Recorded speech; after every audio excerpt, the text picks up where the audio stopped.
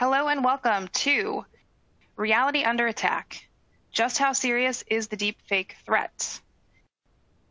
If you're joining us live, our speaker is in the slide discussion answering your questions right now. For audio and video issues, click the technical support button below.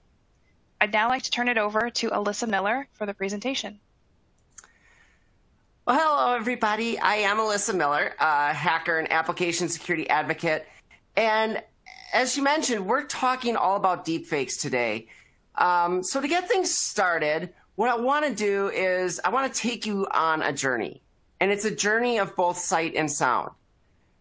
Everything that we perceive in the world around us we measure it using our five senses. And I think back to days of my youth when my parents would take us to this place they called a fun house. And in this fun house, you would walk in and it was like a giant maze. But worse than a maze, they had all sorts of optical illusions that were designed to fool your senses into thinking that, different directions were the exit, or that walls were in different places, or that, floors were slanted when they weren't, all these things. And as I scrambled, rushing from one point to the other, trying to get out and finding all these dead ends, what I realized was I couldn't trust my senses to assess the world around me. I couldn't tell what was real or fake. When it comes to deepfakes, this is the attack vector that attackers are using against all of us. Rather than attacking systems, rather than attacking our decision-making, they're attacking our very senses and bringing us to a point where we cannot trust the things that we see. We cannot trust the things that we hear. It affects our very ability to perceive the world around us. So what are deepfakes? When I say deepfakes, what I am talking about is any form of artificial media created by deep learning neural networks. This could come in the form of still images. It also can come in the form of audio.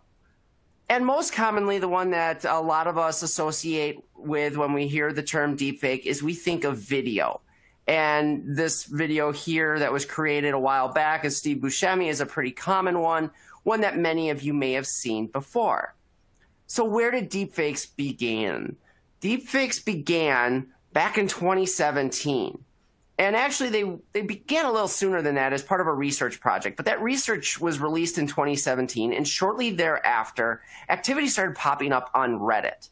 And people were using deepfake technology to create porn. So what they were doing was they were taking existing porn videos, existing porn images, and placing the faces of well-known celebrities like Daisy Ridley, Natalie Portman, Gal Gadot, Natalie Dormer, Emma Watson, and they were placing them on the bodies of the actresses in this porn video. Well, it didn't take long from there for deepfakes to progress into the political arena. A lot of you may be familiar with this video that was created by Jordan Peele in 2018, where he created a deepfake video of Barack Obama. And it featured Barack Obama saying all sorts of really kind of nasty things about some of his political opponents. And a lot of people really believed that this was real, and indeed it got shared all over the internet. People who had cut out the portion a few minutes in when Jordan Peele shows up and says, hey, this is only fake. Since that time, we've seen other political leaders also the target of deepfakes. And indeed, this is information that it flies through the internet quite quickly, and it's very believable. But we've also seen it extend beyond the political arena. We've also seen deepfakes used in terms of business leaders, sometimes very innocuously. Here's Elon Musk's face being placed on a baby. You may have seen this video of this cute little baby crawling around, only it's not so cute because it's got Elon Musk's face on it. We also, a little more damaging, however, was this video that surfaced of Mark Zuckerberg, where he was purportedly saying things about Facebook's privacy policy and so forth. And these were things that inflamed a lot of people, made a lot of people very angry. And this is where we start to see some of the threats to the business world. So where a lot of attention thus far has been paid to the political environment, I want to examine the threats a little bit more as they exist in the business sense. So this is one of those things that's gone largely untold so far as a story within deep fakes. So let's take a look at some of the things that we're starting to see as potential threats when it comes to the business environment. So I mentioned before the idea of deep fake audio.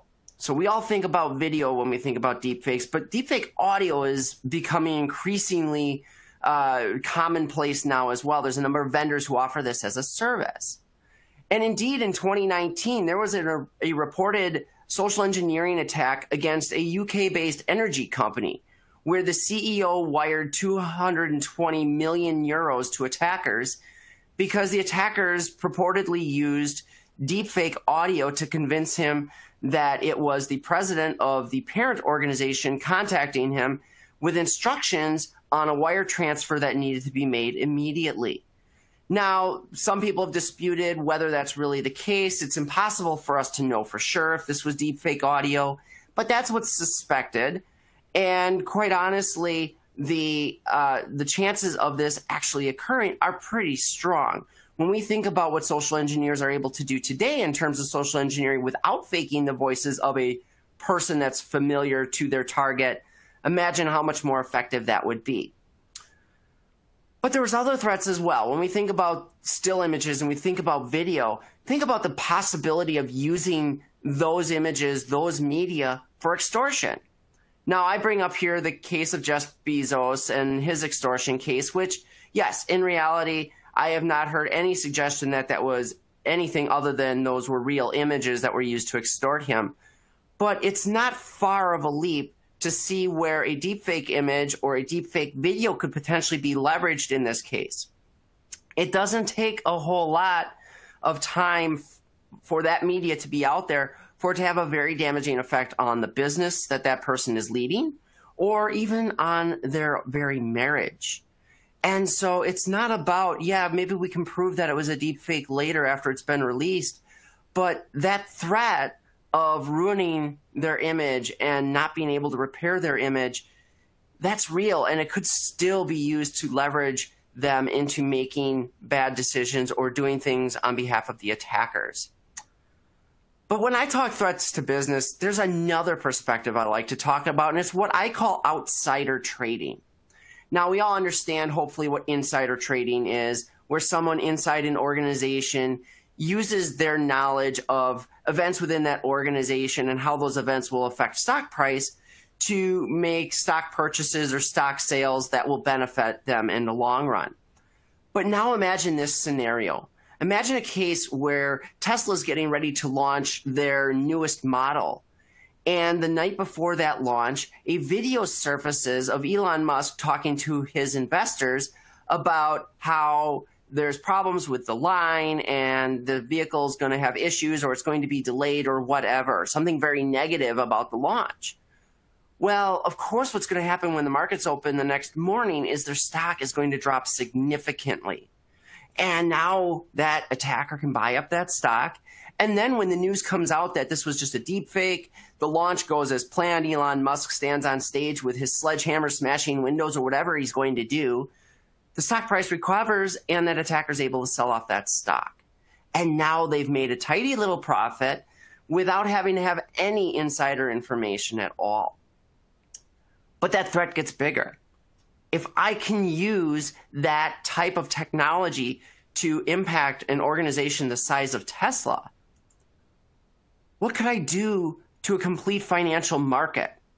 Could I manipulate the entire automotive marketplace with a well-placed deepfake video? Could I even bring this to the level where I'm able to impact the entire market and the entire economy of a small country? The fact is, deepfake video being so believable and the way that it spreads, it becomes a real issue. And it becomes very effective in changing the minds of people.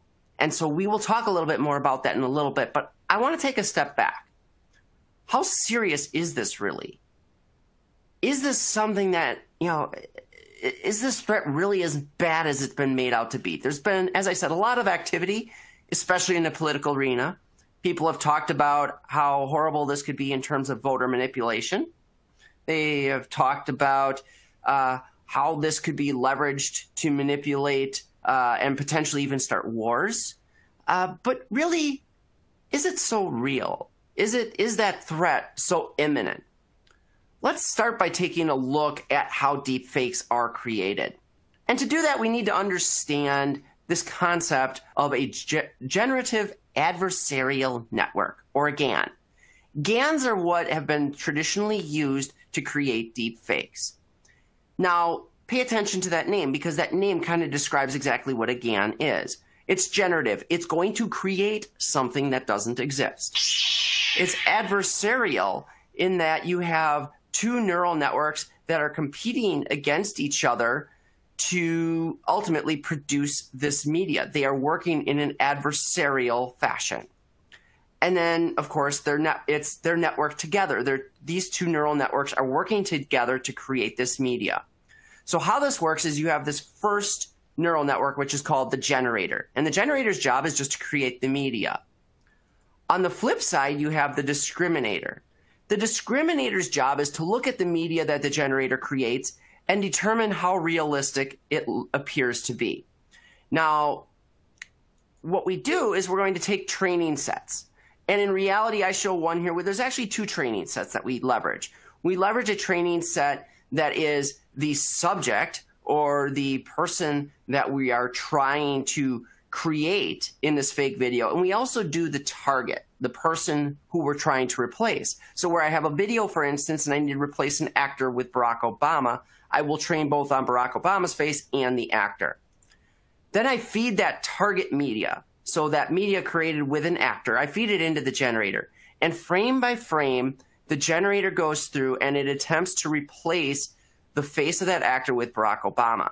Now, the discriminator looks at that and says, it ultimately produces a score that we call loss. And that score tells us basically how realistic or fake it is.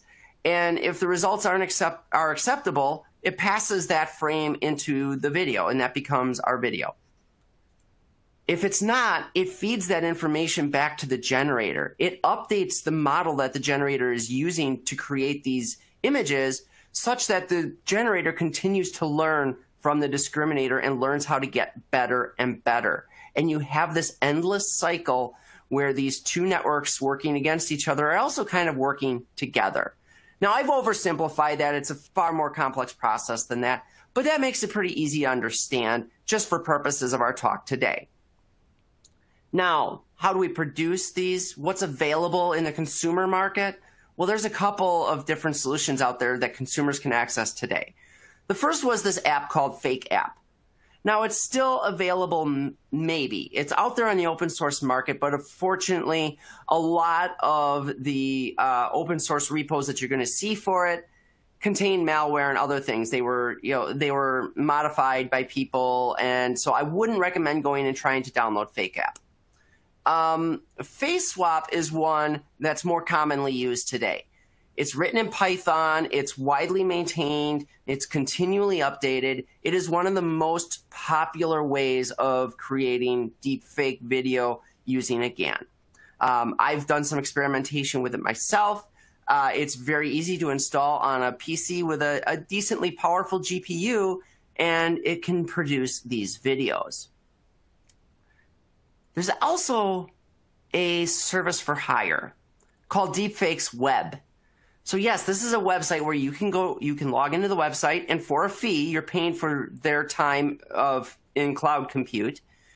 You hand them a video and the training images that you want to use to create your deepfake video, and they create the deepfake video for you. And then finally, there was this app called DeepNude. Now, this was released, it was a mobile app, and it purported to give you X-ray glasses where you could see how any woman looked when she was naked. Basically, all it was doing was creating deepfake images, taking the picture of a woman that you took a picture of and imposing her face on some other woman's nude body.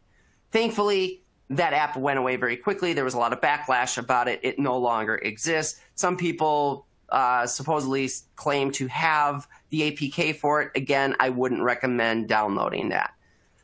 So those two have gone away. Face swap, though, and deepfakes are still very active. Now, the reality is, however, using these tools isn't as easy as you would think.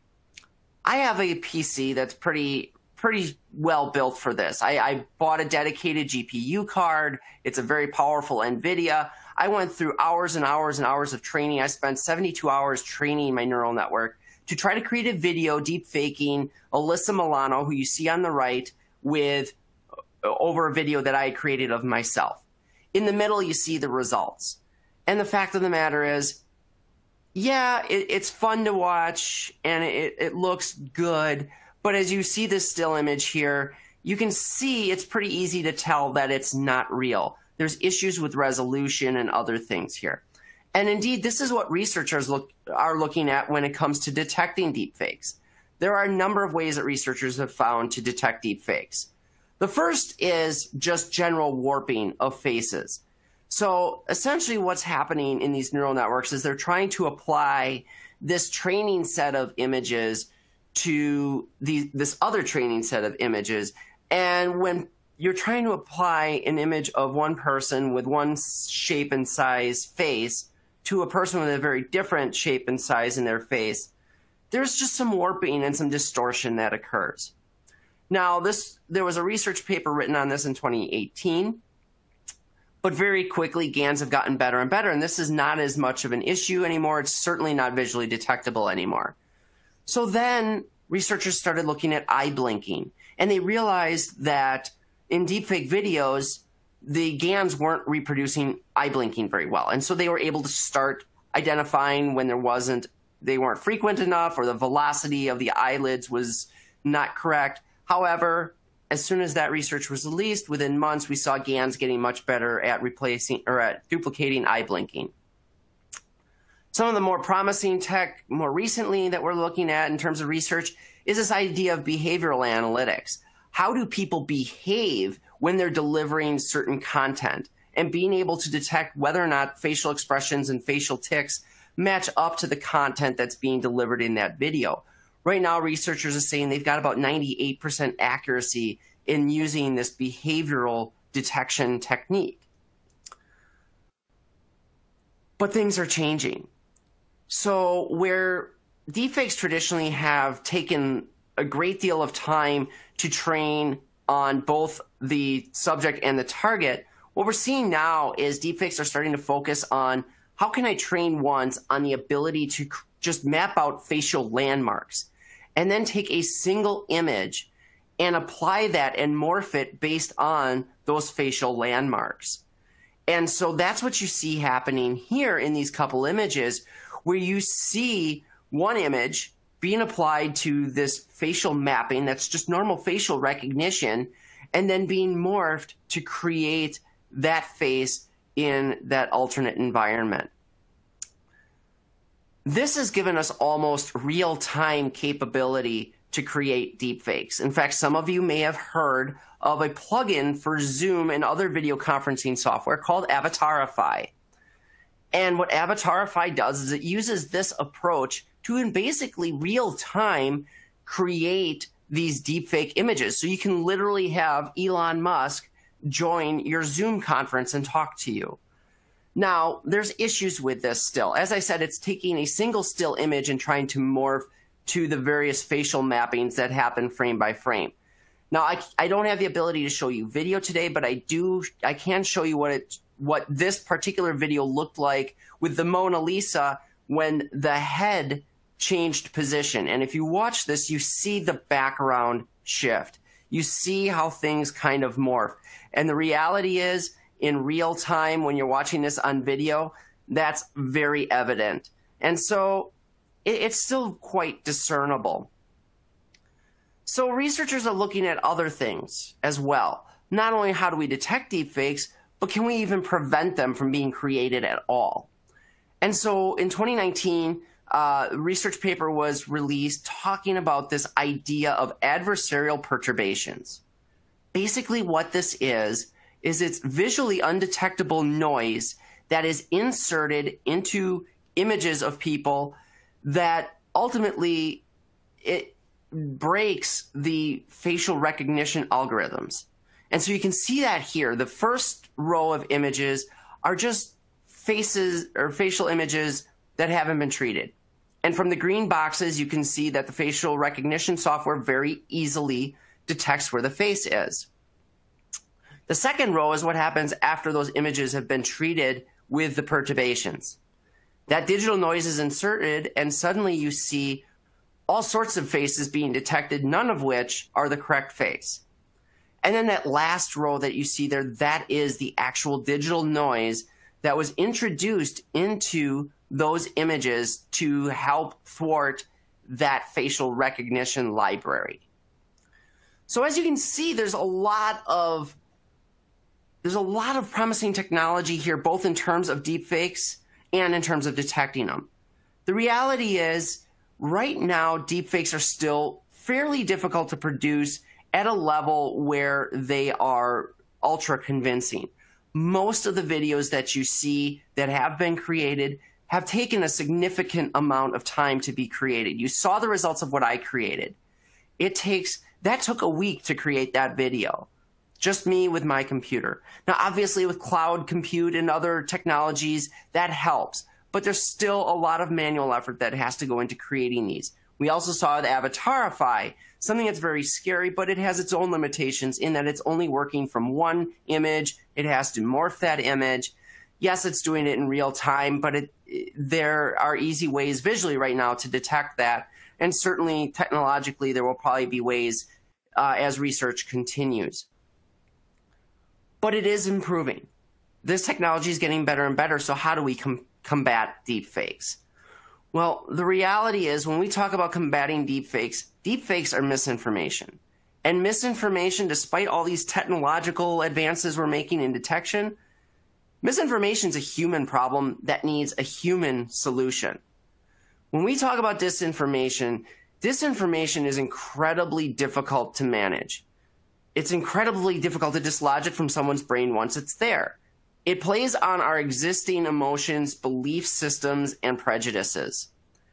And when we perceive misinformation, it's information that we want to believe anyway. And so when we see it, we insert it into this logic chain in our brain. It just becomes another step that fills in the gaps in things that we already wanted to believe. So as a result, it's very difficult once it's in that logic chain to get it out of that logic chain. So hitting the undo button on misinformation in someone's mind is very, very difficult. So how do we go about combating disinformation? And this is the key when it comes to what do we do about the deepfake threat. So when we're going to combat misinformation or disinformation, the very first thing we have to do is we have to put that warning out there that this type of technology exists. We're seeing media campaigns already doing this. A lot of people are talking about deepfakes.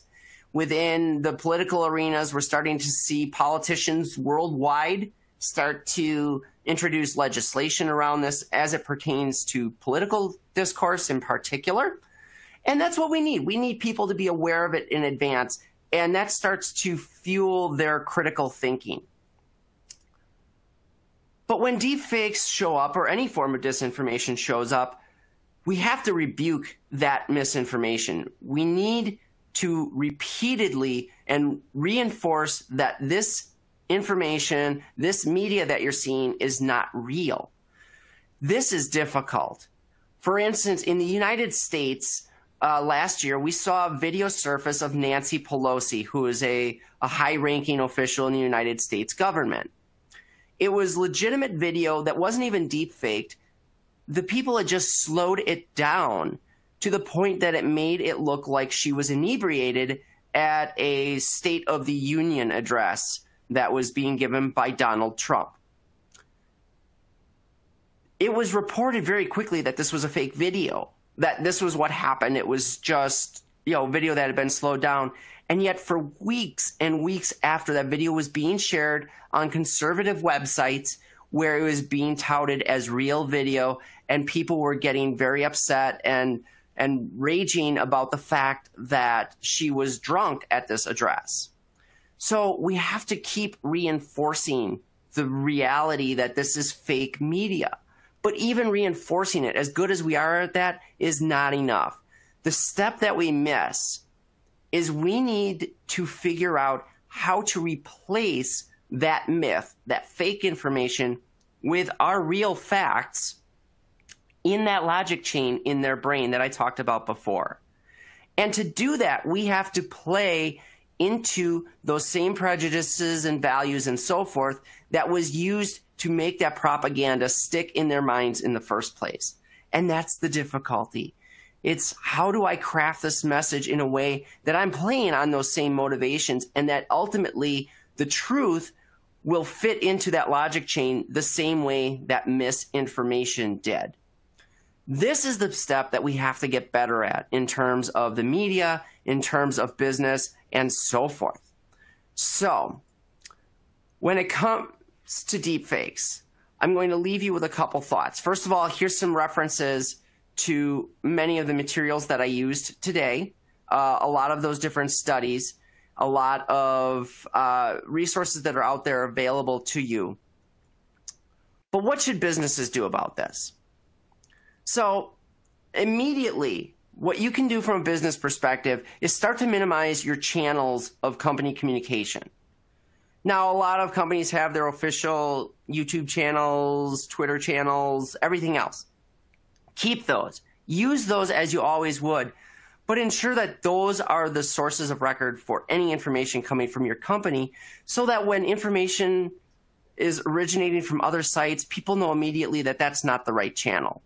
Drive that consistent distribution of information and ensure that anything that's important that comes out about your organization comes out through those same channels. Second is preparing for the future. The first thing we need to do as we start to prepare for the future is starting to develop a disinformation response plan. This should be part of your incident response plan. Disinformation should be treated as an incident. So if something occurs, there should be a plan for how your organization is going to react. Whether something surfaces that is purportedly a video of a CEO sharing information that's not particularly complimentary of the organization or whatever, having that ability to respond quickly, knowing who you can work with from a media perspective who will be cooperative in getting the truthful message out there over and over again, helping you to ultimately reinforce that message. And then extending beyond and really having an organized central monitoring and reporting function. How do you become aware of deepfake media regarding your organization that is out there on the internet, that is out there in public spaces, making sure that you can react? And then finally, for the long term, encourage responsible legislation. The fact of the matter is, this deepfakes fall into a very gray area when it comes to copyrights and so forth, and legislatures worldwide do not have a good handle on how to deal with this. Additionally, look at private sector fact verification. Facebook and a few other organizations right now are working on this. They've put up a $1 million award for people that can come up with good technology for detecting deepfakes so they can add those to their social platforms. And then finally, monitor the development and detection and prevention countermeasures that are out there today. Be careful about buying into the hype. There are a number of organizations that are, out there with the doomsday scenarios already, talking about how they have software and other solutions to help you with this. Be careful about diving in too quickly. Don't buy into the hype, but do pay attention. Pay attention to the research that's out there. As you saw, when our senses are under attack, the world can be a very scary place. Researchers are continuing to help us make sure that we can still trust our senses, but it's going to take a critical mind and critical approach from all of us to make it work. So with that, I want to say thank you for joining our session today. It's been lovely speaking to all of you. I will be available to continue answering your questions throughout. So have a wonderful day and a wonderful week. And certainly feel free to reach out to me at any of my social media outlets. And if you want to continue this discussion further outside of the context of today's session, I'm happy to have those conversations. Thank you very much.